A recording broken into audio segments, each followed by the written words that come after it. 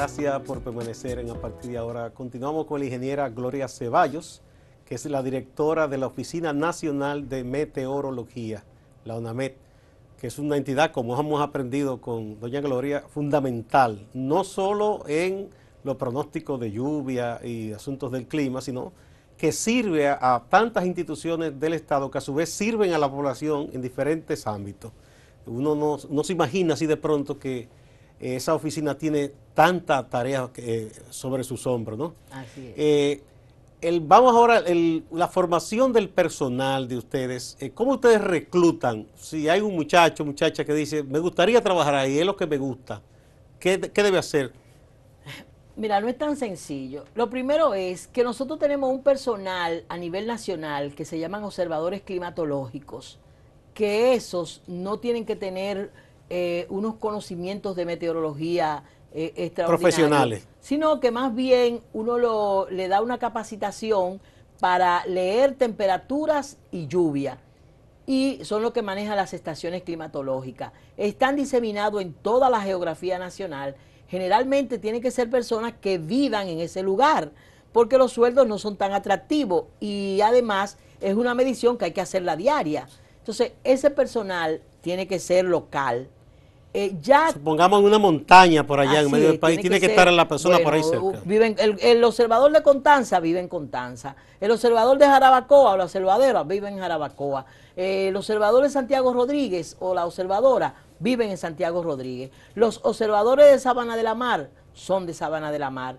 Pero ya con el personal que trabaja en los aeropuertos, que son más delicados, hay una capacitación en el sentido de que tiene que ser bachiller, tiene que tener un nivel, un conocimiento mínimo de computadora, y si tiene algún conocimiento mínimo de inglés, sería lo ideal.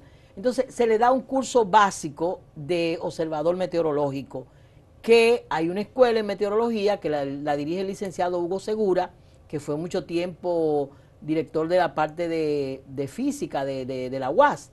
Y entonces él él coordina la parte de la capacitación de ese personal. Ese personal tiene que durar 6 meses haciendo ese curso de meteorología para salir técnico inicial.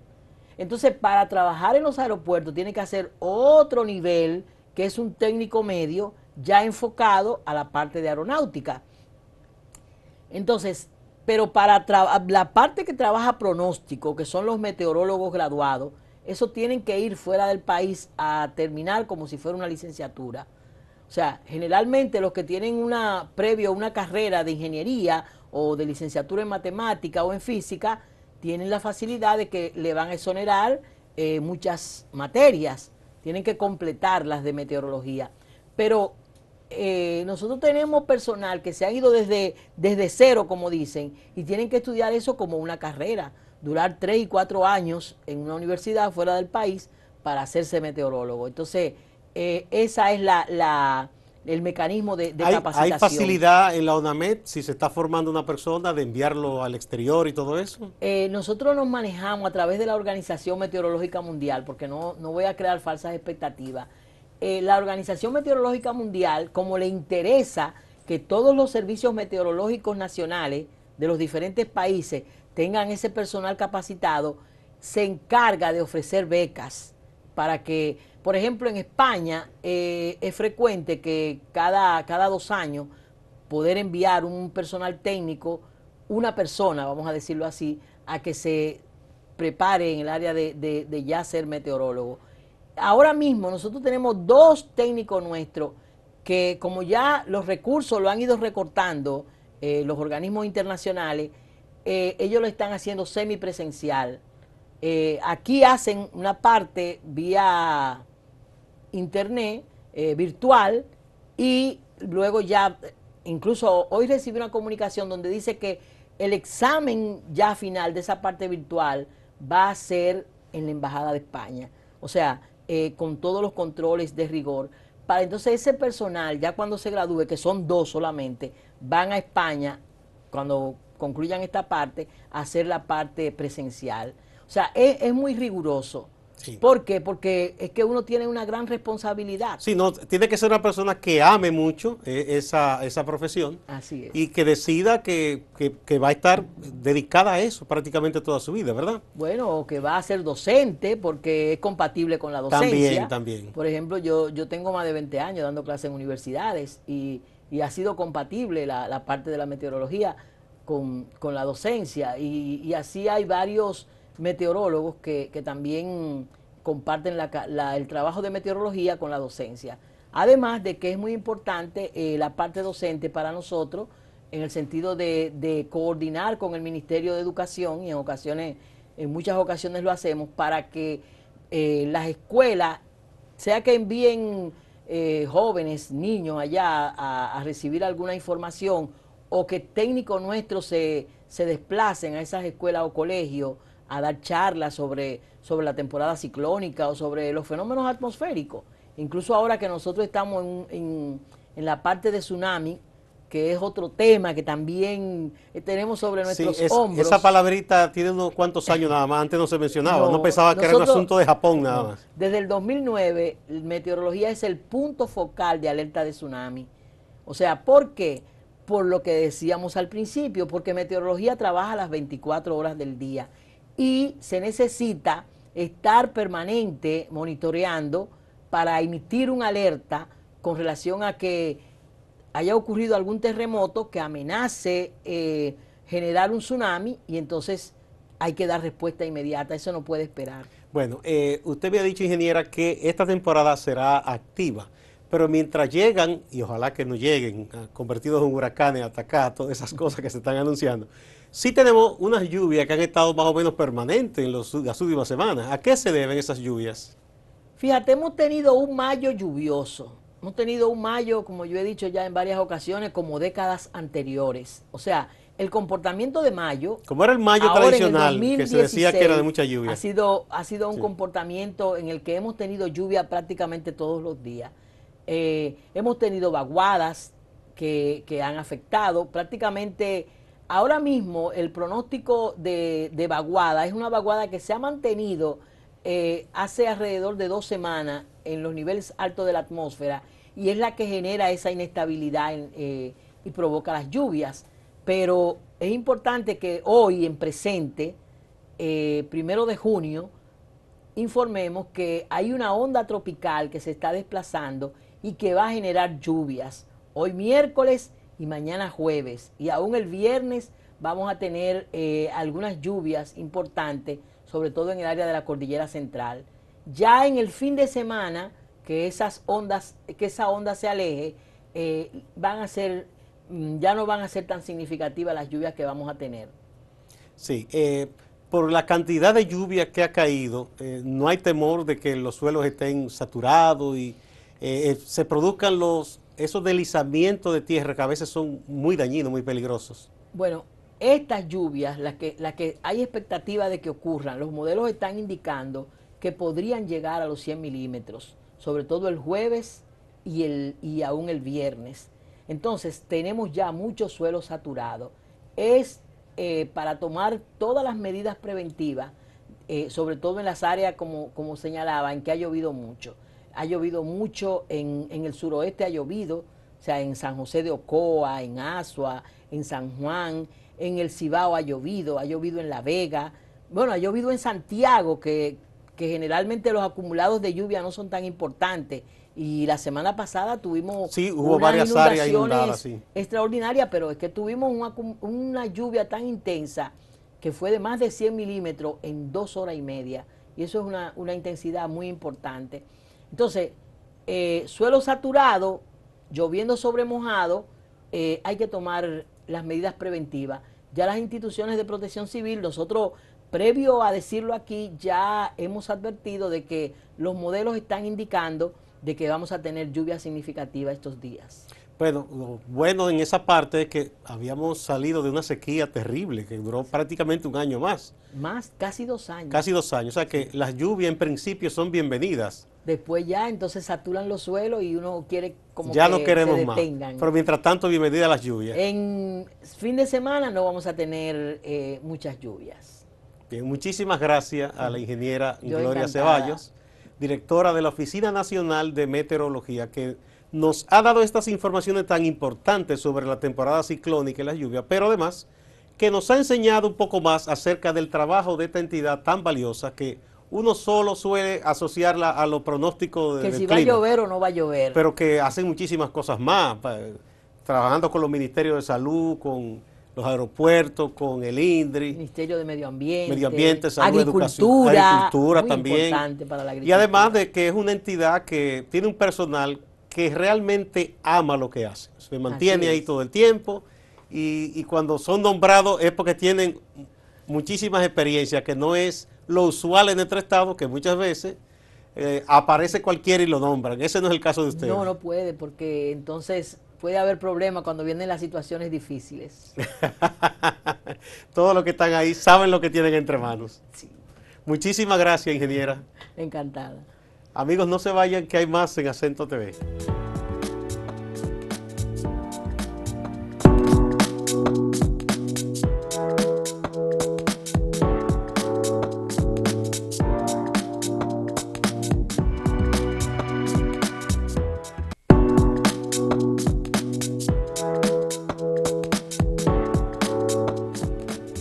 Gracias por preferir a partir de ahora por Acento TV. Tenemos como invitada hoy a la licenciada Gloria Ceballos, que es la directora nacional de meteorología. Con ella tenemos muchas cosas que conversar porque ya estamos entrando en la temporada de huracanes. Pero antes de que empecemos la conversación, veamos este reportaje que ha preparado producción sobre las últimas tormentas y huracanes que han afectado a República Dominicana. Adelante. El 1 de junio comenzó oficialmente la temporada ciclónica en nuestro país, una temporada en la cual, a través de la historia, hemos sido víctimas de numerosos fenómenos meteorológicos. Uno de ellos fue el ciclón de San Zenón, de categoría 2, que en el 1930 dejó un saldo de más de 2.000 muertos, 15.000 heridos, más barrios y parajes destruidos. Otro de los huracanes más recordados por los dominicanos fue George, fenómeno que azotó la isla el 22 de septiembre del 1998 en las primeras horas de la mañana, entrando por la zona este y provocando grandes destrucciones y la muerte de más de 1.000 personas. Asimismo, en el año 1979 el huracán David, de categoría 5, uno de los eventos más mortíferos de la última mitad del siglo XX, mató a más de 2.000 personas durante su paso, sobre todo en nuestro país. Por último, en el 2007, las tormentas Noel y Olga, el 28 de octubre y el 11 del mes de diciembre respectivamente, fueron los dos fenómenos que más afectaron a la República Dominicana.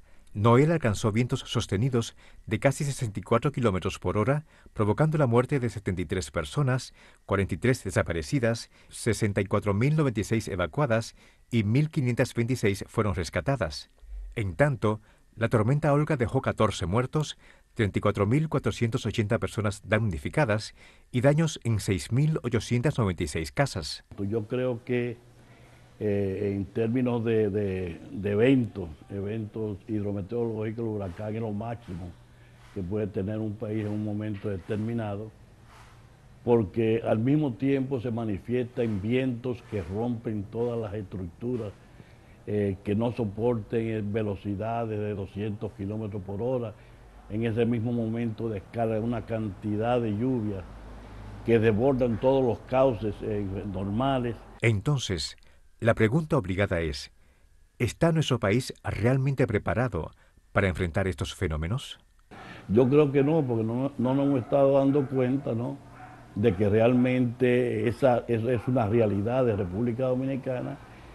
Y vemos por las calles, por las avenidas de cualquier ciudad de la República Dominicana, cómo construimos con ventanas y puertas y accesorios que no resisten esa velocidad de viento. En ese mismo tenor, Delfín Antonio Rodríguez, director de operaciones de la Defensa Civil, advierte sobre los asentamientos vulnerables. Bueno, esas personas han ocupado lo que son la ribera de las cañadas, han ocupado la ribera de los ríos.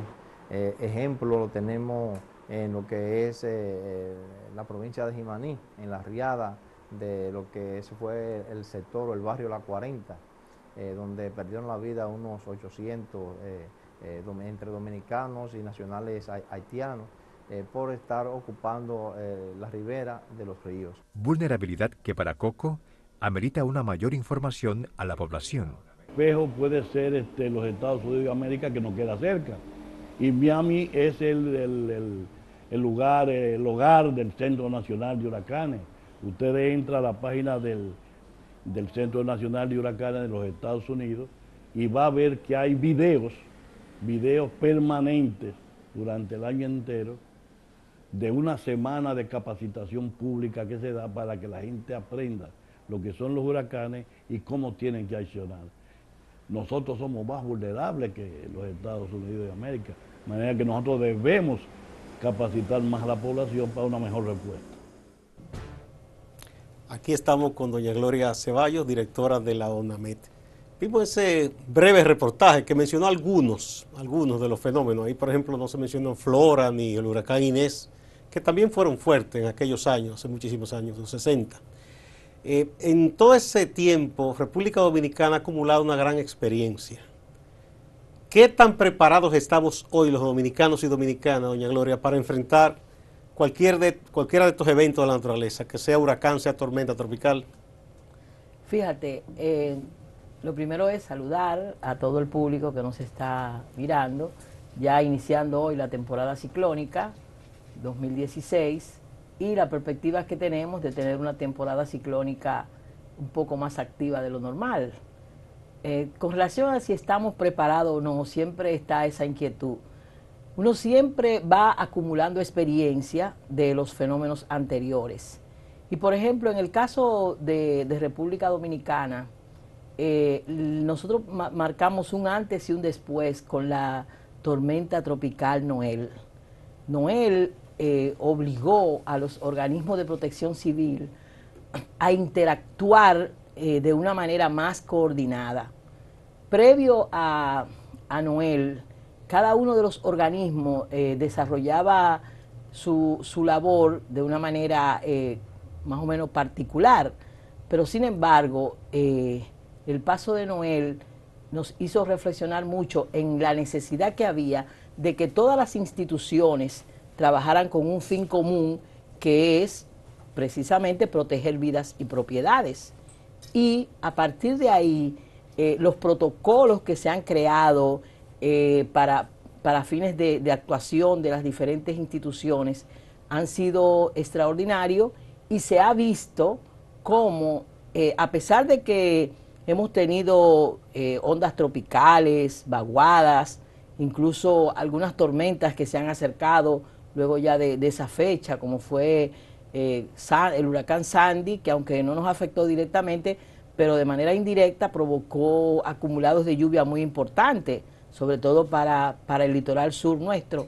Y sin embargo, las instituciones de protección civil jugaron el rol que le correspondía y las pérdidas de vidas humanas son cada vez menos, que es de lo que se trata, porque estos eventos son eventos naturales. O sea, es natural que desde el 1 de junio hasta el 30 de noviembre se formen estos ciclones tropicales, que pueden ser como depresión tropical, o como tormenta tropical, o como huracán. Sin embargo, sí hay una preparación de parte de la población, como decía el ingeniero Coco, una educación, se ha ido preparando a la población, pues las pérdidas de vida humana son mínimas. Entonces, de eso es lo que se trata con las instituciones que manejan emergencias. Bueno, en esta temporada que empieza hoy precisamente, ¿cuántos huracanes posibles han sido ya identificados? Fíjate, las proyecciones, porque siempre desde diciembre comienzan a hacerse pronósticos de cómo va a estar la temporada ciclónica. Por ejemplo, en diciembre todavía no se veía que iba a ser un poco más activa de lo normal. ¿Por qué? Porque todavía en diciembre del 2015 teníamos el fenómeno El Niño. El fenómeno El Niño, que es un calentamiento de las aguas del Pacífico ecuatorial, genera un debilitamiento para nosotros de los sistemas tipo ciclón tropical. ¿Por qué? Porque cuando se calienta el Pacífico, se enfría el Atlántico. y la energía de la que se nutren estos fenómenos atmosféricos es precisamente de la energía del océano. Entonces, como teníamos la presencia del Niño, se pronosticaba que podía ser una temporada ciclónica todavía por debajo de lo normal. Sin embargo, el Niño se ha debilitado totalmente. Ahora mismo lo que tenemos, y de hecho nos hemos dado cuenta, nosotros aquí en nuestro país, porque hemos tenido lluvias, desde mediados de abril ha estado lloviendo prácticamente casi todos los días en la geografía nacional, en una u otras regiones, incluso en algunas ocasiones en todo el país, producto de ese debilitamiento del fenómeno El Niño, que para nosotros se manifiesta con periodos de sequía. Y fue lo que tuvimos en el 2014 y en el 2015. Entonces, ¿qué es lo que se pronostica? Lo normal es que en una temporada ciclónica del Atlántico Norte, como somos, donde estamos geográficamente ubicados nosotros, se formen unas 12 tormentas nombradas. ¿Qué se está proyectando? Que se pueden formar entre 13 y 14 tormentas nombradas. O sea que será muy activa esta temporada. Así es. Y que de esas 8 pueden alcanzar la categoría de huracán, porque se van clasificando de acuerdo a la intensidad de los vientos. Y podríamos tener 2 o 3 huracanes intensos. O sea que en la escala Saffir-Simpson podrían estar entre 3 y 5 la intensidad de esos huracanes. Entonces, esas son las proyecciones que hay ahora, iniciando la temporada ciclónica. Ahora, doña Gloria, por lo que hemos aprendido con ustedes, los expertos siempre hablando de estas cosas, el hecho de que uno de estos fenómenos no alcance la categoría de huracán no quiere decir que sea menos dañino para nosotros, ¿cierto? Así es, Gustavo. Y de hecho, ahí tenemos el ejemplo más cercano, que fue la tormenta Noel. La tormenta Noel no alcanzó la categoría de huracán cuando nos afectó a nosotros. Los vientos máximos, como bien señalaba el reportaje, no llegaron a 120 kilómetros por hora, que es la condición para que sea un huracán categoría 1. Sin embargo, los acumulados de lluvia que generó Noel fueron tan significativos que ni siquiera cuando David o cuando George llegamos a tener acumulados de lluvia en 24 horas de esa magnitud. O sea que, como tú bien señalas, no es solamente porque sea ya un huracán categoría 1, 3 o 4 que puede provocar daños, sino que cuando tienen unos acumulados de lluvia muy importantes y además tenemos suelo saturado, es un ingrediente para que los daños sean mayores. ¿Y por qué se dice, doña Gloria, que nosotros, la República Dominicana, la isla, la española, está situada en la ruta de los huracanes? Bueno, fíjate, lo primero es que los huracanes son ciclones tropicales, o sea, son fenómenos del trópico. Y por ejemplo, en el caso nuestro, que somos unas islas que estamos ahí en el Atlántico. Medio a medio. Exactamente, estamos en el Atlántico. Estos fenómenos que se forman la perturbación viene de África, pero sin embargo se va trasladando y a medida que va recorriendo el océano, pues se va intensificando. Cuando viene a llegar, porque la trayectoria que describe es un movimiento de traslación oeste-noroeste, cuando tiene este movimiento de traslación, pues nosotros le quedamos como un obstáculo a estos sistemas. Caramba. Y por eso nos afectan.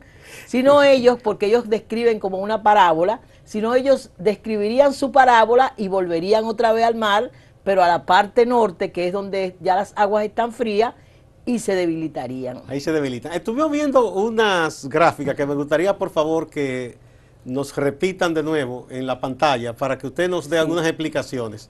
Sí, esto que estamos viendo acá es muy impresionante, porque cuando uno dice que la isla nuestra que parece como que un niño estaba jugando de los huracanes, con parece dibujito. Como un rayón, pero en realidad es 100 años, más de 100 años de ciclonología con fenómenos categoría de 3 a 5. Todas esas rayas en colores han sido tormentas. Huracanes. Porque eso se refiere a huracanes intensos. Ajá. Que han pasado. O sea, todos en más esos de son 100 huracanes. Años. Así es. Y entonces, como vemos, esa maraña nos cubre a nosotros, ya sea por el norte o por el sur, incluso pasando por encima de nosotros. Entonces, por eso es que nosotros decimos que estamos en la ruta de los huracanes.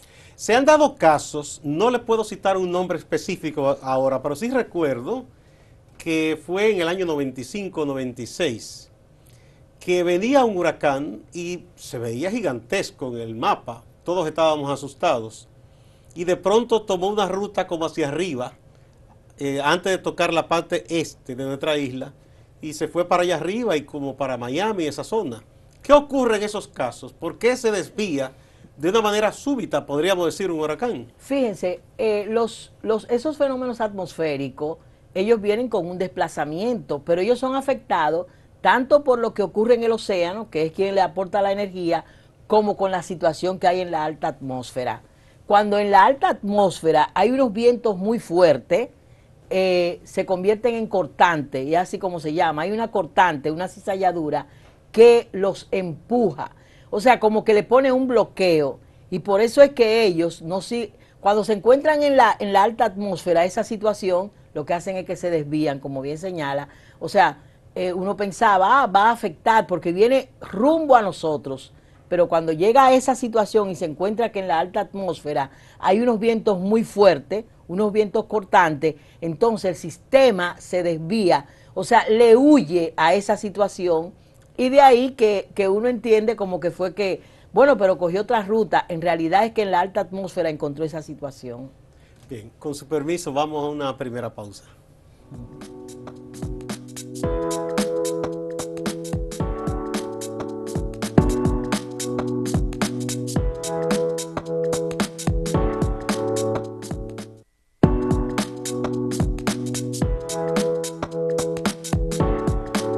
¿Cuál es la diferencia entre un huracán, un tifón y un ciclón?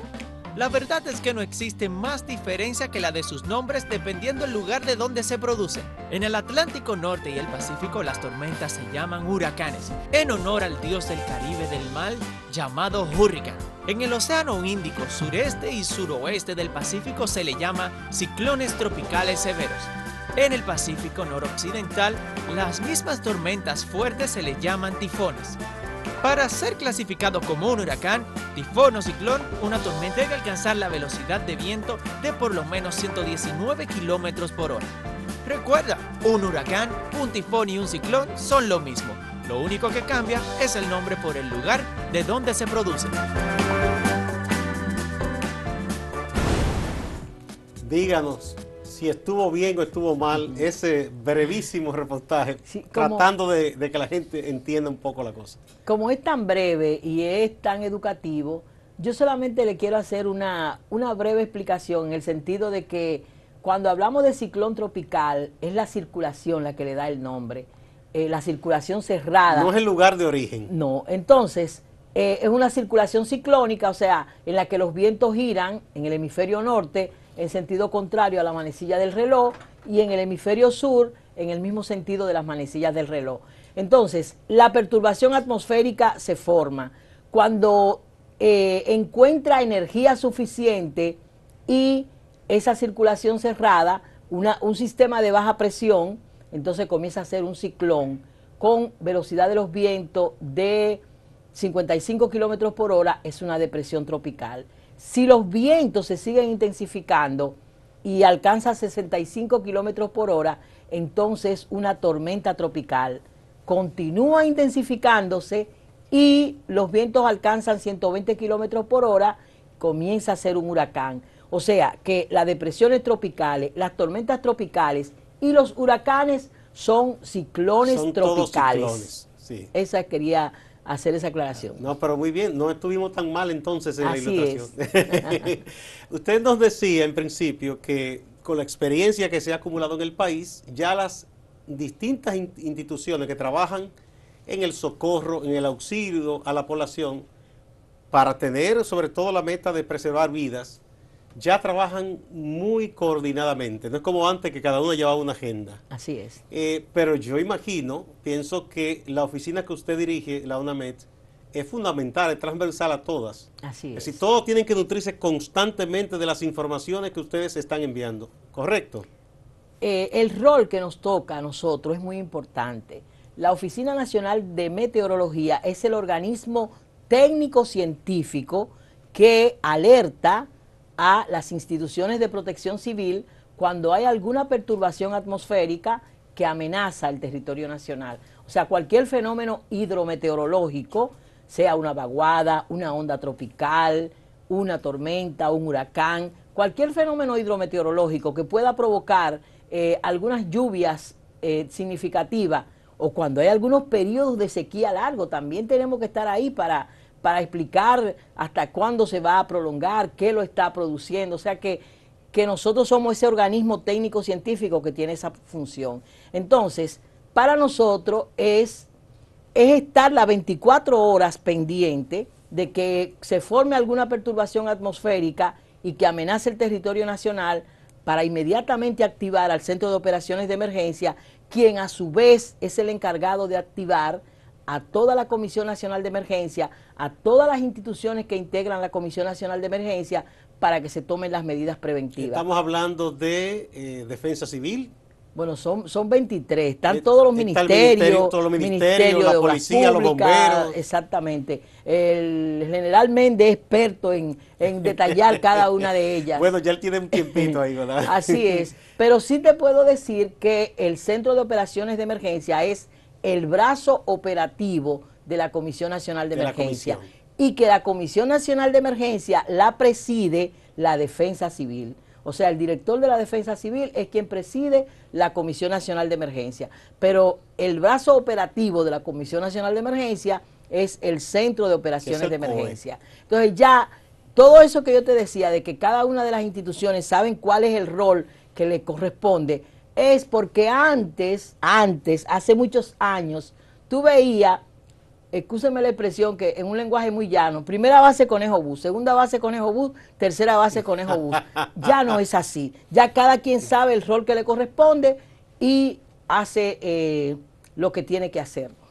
Cuando usted dice que ustedes tienen un personal de manera permanente, la UNAMED trabaja 24 horas siempre. La UNAMED no cierra. No cierra. Tú coges a las 3 de la mañana, dice, yo voy a ir un ratico para meteorología, a ver qué están haciendo ahí. Y vas a encontrar unos agentes en el área de pronóstico, que son los pronosticadores y los ayudantes de pronosticadores, y vas a encontrar en el área de observadores meteorológicos otro personal técnico trabajando. ¿Por qué? Porque los fenómenos atmosféricos no tienen día, no es domingo, ni lunes, ni martes, ni en la mañana, ni en la tarde, sino a cualquier hora. Entonces, como nosotros tenemos esa misión, inmediatamente nosotros no podemos esperar que los organismos de protección civil se nutran de unas informaciones de rumores, sino que nosotros tenemos que dar informaciones precisas de qué es lo que se espera, de qué está ocurriendo, de si nos va a afectar, de si no nos va a afectar, de qué tanto daño puede causar. O sea que esa es la misión nuestra. Y cada uno de ese personal técnico está muy consciente de ese rol que le corresponde. La UNAMED da información no solo de prevención para esos fenómenos de peligro. Ustedes también trabajan de común acuerdo con el INDRI, por ejemplo, o Agricultura, para dar información útil para la producción, ¿no? Cuando tú decías, ustedes son un eje transversal, quería intervenir ahí. Y de verdad que meteorología es un eje transversal de prácticamente de todos los ministerios. Mira, nosotros somos muy importantes para el Ministerio de Medio Ambiente. Nosotros somos muy importantes para el Ministerio de Obras Públicas. Para el Instituto Nacional de Recursos Hidráulicos trabajamos de manera coordinada. ¿Por qué? Porque nosotros también tenemos un representante nuestro en el Observatorio del Agua. O sea, todas las instituciones que manejan el agua en el país tienen un observatorio del agua. Pero, ¿quién le informa a ellos de qué fenómeno atmosférico se va a generar en los próximos días o qué se espera? Nosotros. O sea, hay un representante de la UNAMED ahí. Pero no en el área de la aeronáutica, que la gente tampoco tiene como tanta conciencia de que nosotros incidimos tanto. En todos los aeropuertos del país, de cualquier categoría que sean, tiene que haber una oficina de meteorología, porque no despega ni aterriza una aeronave si no tiene el parte meteorológico. Un informe, ¿verdad? Entonces, ¿quién le sirve ese parte meteorológico? En el país lo hace la Oficina Nacional de Meteorología. O sea, nosotros somos una hormiguita que se mantiene incidiendo en toda la vida nacional. Porque la gente suele solo relacionar... Pero también en el turismo. También. ¿Y por qué en el turismo? Cuando vienen los barcos, los vuelos. No, también la gente, por ejemplo, en la Semana Santa, nosotros tenemos que hacer un boletín especial para decir cómo van a estar, cómo va a estar el oleaje, la gente que va a usar las playas, sí. cómo van a estar las montañas, cómo, qué temperaturas siempre se esperan. en los partes que ustedes envían sale esa parte de los oleajes. Lo que pasa es que el que no está relacionado con las costas a veces no le da la importancia que tiene para quien vive ahí. Pero la marina o sí quien le da vive de mucha la pesca o la importancia. marina, ¿verdad? Sí.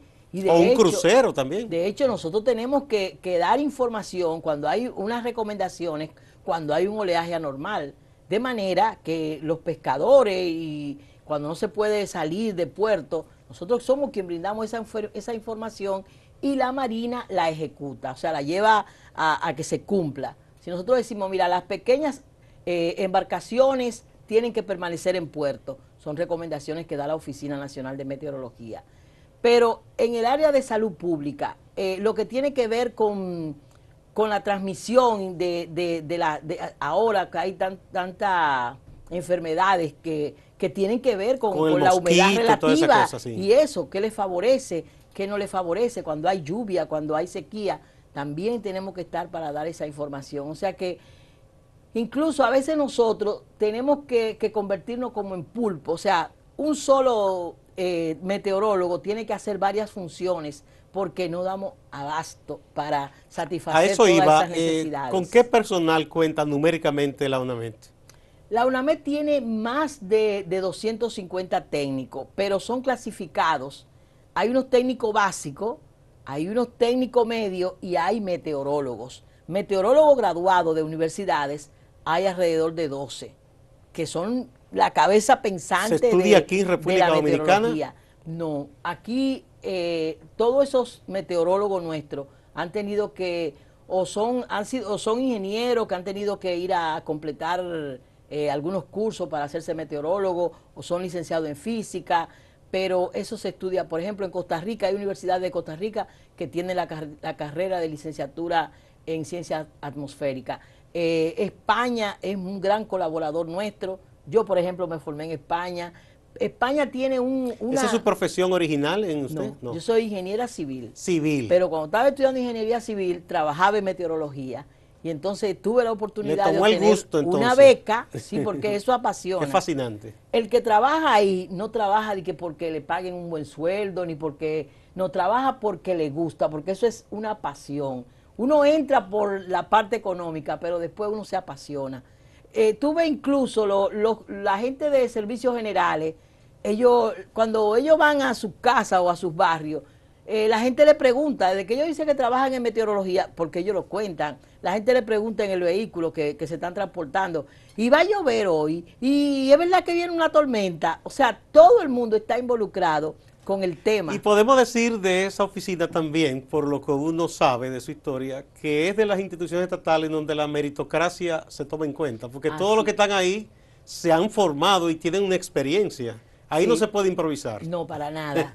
Ahí tú vas y la gente tienen 80 años, así como yo lo digo, y todavía trabajan en meteorología. O sea, por el hecho de que incluso tú no lo puedes mandar de que pensionado a su casa. Por ejemplo, nosotros tuvimos el caso del ingeniero Luis Rodríguez, que fue su director técnico muchos años. Don Luis no había quien lo sacara de meteorología. Tuvimos al señor Zorrilla, que también son gente que fueron de los primeros, del primer grupo de meteorólogos que se formó en 1955.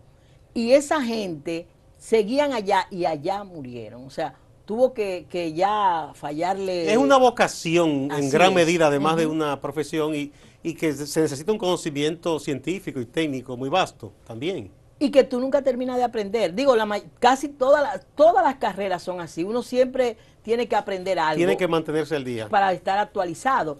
Pero en el caso de la meteorología, como hay tantas herramientas, tanta tecnología, cada vez que se introduce nueva tecnología, uno tiene que enviar ese personal a recibir una capacitación para manejar esa tecnología. Cada vez los modelos son más precisos, se introducen nuevas variables que permiten tener una precisión más exacta, porque la idea es que el pronóstico llegue casi al 100% de Ingeniera, la exactitud. en este mundo de hoy que es tan intercomunicado, me imagino que ustedes trabajan también en cooperación Muy constante intercomunicado. con el centro, por ejemplo, de huracanes de Miami, con Puerto Rico, con otros países. ¿Hay una especie de departamento que tiene que ver con esas relaciones internacionales o cómo se maneja esto? No, eso no tiene que ver, eso tiene que ver con la Organización Meteorológica Mundial, que divide el globo en 6 regiones y dependiendo geográficamente de dónde están. Por ejemplo, en el caso nuestro es la región cuarta. Todo el Caribe, todas las islas del Caribe, Centroamérica, el norte de Venezuela, de Colombia y México, estamos en lo que es la región cuarta. Y nosotros, para fines de los temas de los ciclones tropicales, estamos coordinados por el Centro de Huracanes de Miami. O sea, no es como la gente dice, porque a mí de verdad que me molesta cuando dicen, no, que ustedes lo que hacen es que reciben información del Centro de Huracanes de Miami. No, no. Nosotros formamos nuestro técnico en el Centro de Huracanes de Miami. El centro da oportunidad para que por lo menos 2 técnicos nuestros al año vayan a recibir entrenamiento, porque lo que manejamos el trópico y la geografía nuestra somos nosotros. Sí. Entonces, ellos necesitan tener esa retroalimentación. Hay un intercambio de información. Así es. constante. Vienen también y dan formación y nos ofrecen facilidades. Por ejemplo, la estación de radiosonda nuestra, que es el globo que se lanza para ver cómo está la atmósfera, la NOAA es la que costea esa estación meteorológica nuestra de radiosondeo, pero ellos vienen y capacitan al personal técnico nuestro, tanto en el manejo del equipo tecnológico como en la forma de transmitir esa información, porque a ellos les interesa, no es solamente como paternalismo, sino porque esa información de la atmósfera nuestra les sirve a ellos para alimentar los modelos a través de los cuales ellos van a pronosticar cómo va a estar el tiempo. Entonces, es un trabajo conjunto, no es independiente, porque lo que ocurre en la atmósfera me afecta a mí, pero también le afecta a ellos. O sea que nos afecta a todos. Y va a incidir en la formación de los sistemas que va a afectar a ambos. Sí, o sea que hay un intercambio permanente. Ajá. Vamos de nuevo a una pausa.